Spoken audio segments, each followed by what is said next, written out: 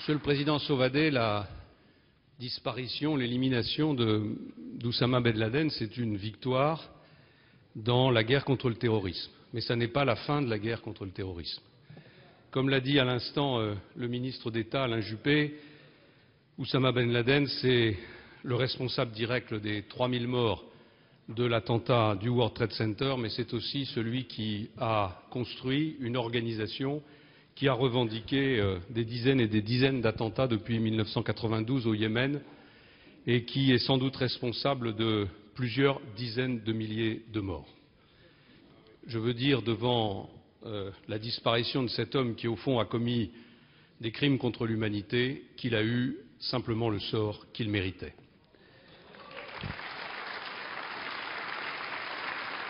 Pour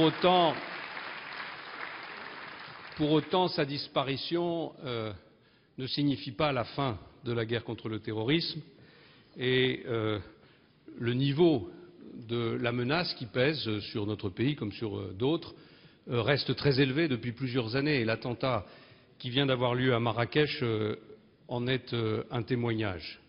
Nous avons donc naturellement décidé de renforcer la vigilance sur notre territoire. Nous avons demandé à nos ambassades de renforcer la sécurité des chancelleries, la sécurité des établissements scolaires à l'étranger, mais aussi la sécurité des entreprises qui opèrent dans les zones les plus dangereuses. Et surtout, nous demandons à nos concitoyens de ne pas se rendre dans les zones dangereuses que le ministère des Affaires étrangères a listées et qu'on peut consulter sur le site Internet du ministère. Je voudrais tirer deux constats de cet événement. Le premier concerne le Pakistan. Nous allons recevoir, à partir d'aujourd'hui, en visite officielle à Paris, le Premier ministre du Pakistan. Le Pakistan est un des pays qui a payé un des plus lourds tributs au terrorisme. Et nous allons dire au Premier ministre du Pakistan que nous sommes à ses côtés, aux côtés du gouvernement pakistanais, pour l'aider à renforcer la lutte contre le terrorisme.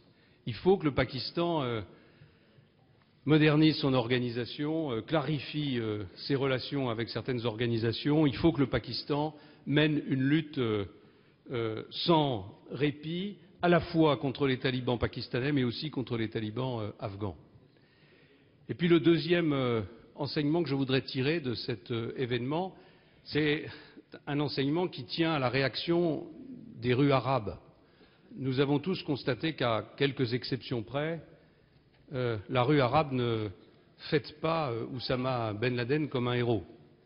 Il s'est produit avec les révolutions dans le monde arabe un événement ou des événements considérables et au fond je veux croire que Oussama Ben Laden et le terrorisme qu'il incarnait appartiennent à une époque qui est en train de changer et que les modèles qui sont ceux de la jeunesse arabe aujourd'hui, ce sont plutôt les manifestants de la place Tahrir, les blogueurs de Tunisie ou les combattants de Benghazi.